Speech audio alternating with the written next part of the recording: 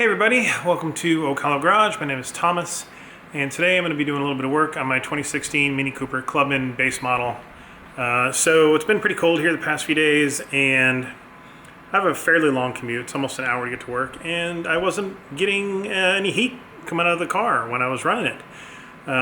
It's the first time I've actually really had to use the heat since I've owned the car, so this may have been a problem since forever, but I don't think it was. Anyway, I hooked up my little Autel tester thingy, and it said I had a faulty something little door. Shoot, I should look it up because now I don't remember it. But anyway, the actuator was broken that controls the hot and cold door that adjusts how much heat gets into the cabin of the car. So no information at all online about where this thing is. I finally accidentally saw it. Some guy was changing out his cabin air filter on a 2015 or 2016 model, and I happened to spot the actuator. I've seen information on some models in some years where you have to take the entire dash out of the car to get access to this thing. Some you have to reach up into an impossible place behind the glove box. Some say you have to take the glove box out. I think I'm lucky. I should only have to take maybe one or two panels out inside the car, and then I have access to where this guy goes. This is the replacement. I have not, it's actually much more compact than it looked. Anyways, I haven't done this before. I haven't even torn into the car yet. I'm going to try to share with you what I experienced, and hopefully this will fix it. On my way home, I ran into another issue with the car where the engine was overheating, and it's freaking 30 degrees outside. I don't know if these two things are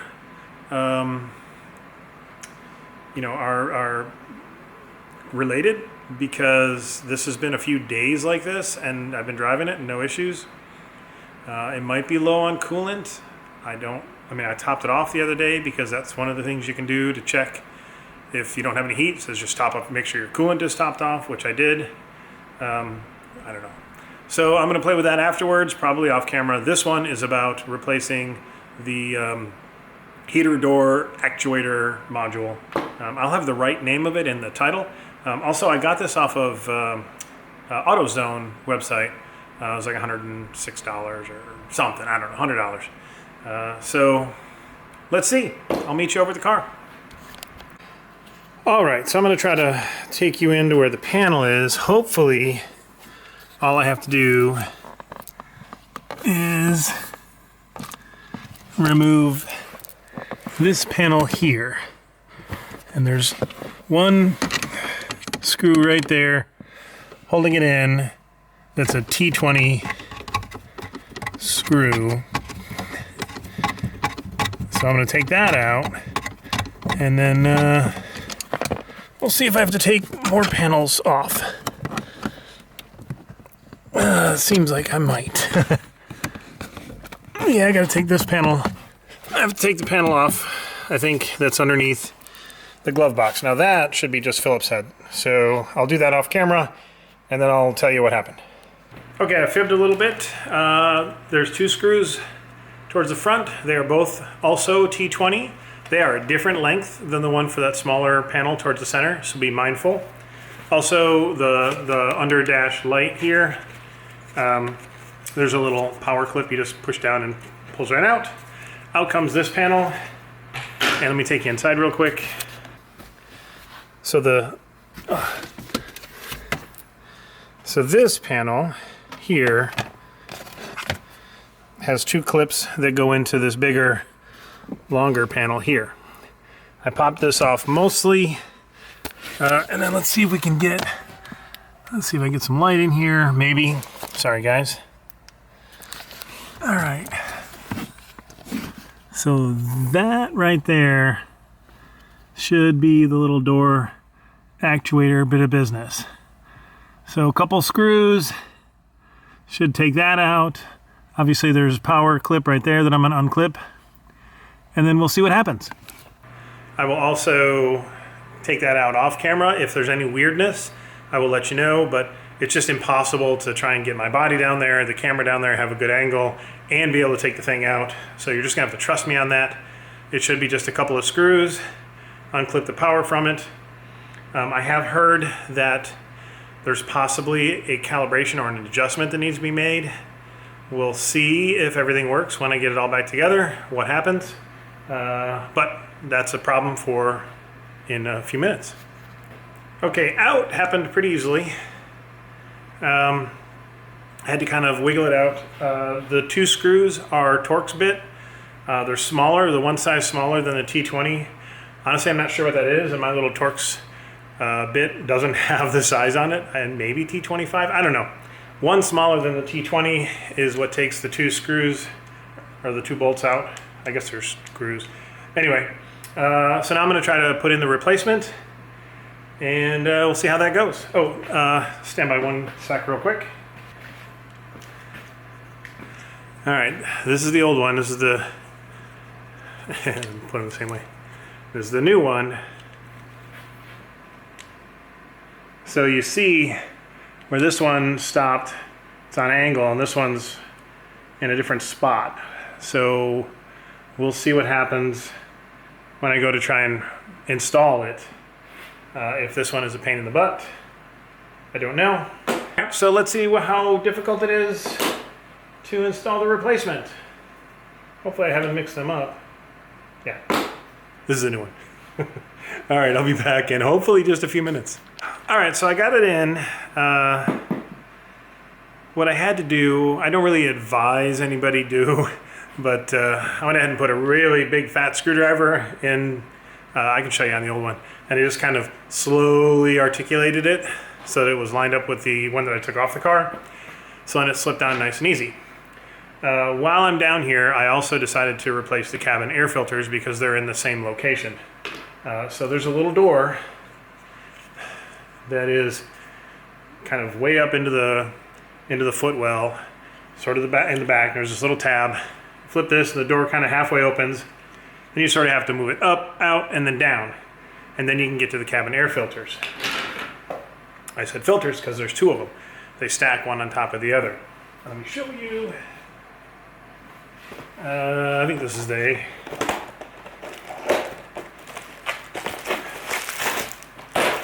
So there's 2 of them, and they stack pretty much just like they are. I'll have to double check. There's an airflow direction, and I think the flow has to go toward the engine bay, but I don't recall. The one guy that I watched who had this online said, yeah, make sure you put the airflow right. It's towards the engine, towards the inside of the car. And then he never clarified which one is which. So when I pull out the existing air filters, I'm gonna see which way the airflow is, and then I'll come back and let you guys know. Again, I'm gonna do that off camera. Just pull one out, then the other one actually sits down, so you have to sort of lift it up and then pull it out. They don't make them easy. That's why the people charge, $1,000 to do this crap. But you can do it. All right, let me see if I can do it. Actually, I guess while I'm down here, the door is here, and then there you go. You can see one air filter. That might even say airflow and have arrows on it. Then the other one is down below, and it actually sinks down into this area, so you have to lift it up and out while not suffering back injury. So that's what I'm gonna do. All right, that wasn't too awfully bad, actually. There's little flaps on these. Hopefully the replacements have them too. I don't know, we'll find out. That you can grab a hold of. I used like a needle nose pliers. This one, the one that was down below, I actually kind of shoved it in, and then that angled the bottom up so I could pull it out. If you see, the airflow direction is pointing towards the inside of the car. So if these were installed correct, then the airflow needs to be pointing inside the cabin of the car. So airflow, they will go in this direction. Here, the airflow goes from the engine bay into the car. And I'm gonna throw these in and then fight with getting this door back on, put the panels back together, and then start the car up and see if I have heat. and then I'll report back to you guys once I'm done. Side note, these actually came with installation instructions. Maybe I should have read them. Something about floor mats, screws, blah, blah, blah. Take it out. Insert the new, make sure the airflow direction is correct according to the arrow indicator. But I don't see an arrow indicator. Not on here. So I guess you just have to trust that the people previous installed them the right way. Anyway, back to it. Well, that is that. A job done. So the cabin air filters go in not super easy. Do pay attention also. Not only airflow, but make sure this tab is on the door opening side, because there's a tab only on one side of these, and you need that tab to get these back out. Don't ask me how I know. The top air filter needs to be persuaded, but it goes in. And then the door, remember when you're putting the door back on, the smooth side of the door faces the air filters, and so the rough part of it is actually the outside of the door. So just pay attention to that when you're putting the door back in, and the door goes in the opposite way, where you sort of thread it in the top hinge, and then it kind of snaps into the lower hinge, drops down a bit, and then it clips into place to shut. So put the panels back in. Again, a T20 Torx for those, just 3 screws. Those come out, 2 for under the dash, and then unclip the light. Then the one for the other panel, and then that pops out of the longer panel, and then that's it. Bob's your uncle. So I'm going to go ahead and start the car in a little bit, and hopefully I've fixed it. But even if I didn't, that's how you swap out the actuator thingy for the door. Oh, I'm going to actually run my OBD tool against it and see if it clears the fault. Yeah, that's a good call. You know what? I'm going to do that, and then I'll report back to you guys if it cleared the fault. And if you're too bored with this video, then have a good one. Thanks for tuning in. And if not, I'll see you in a second.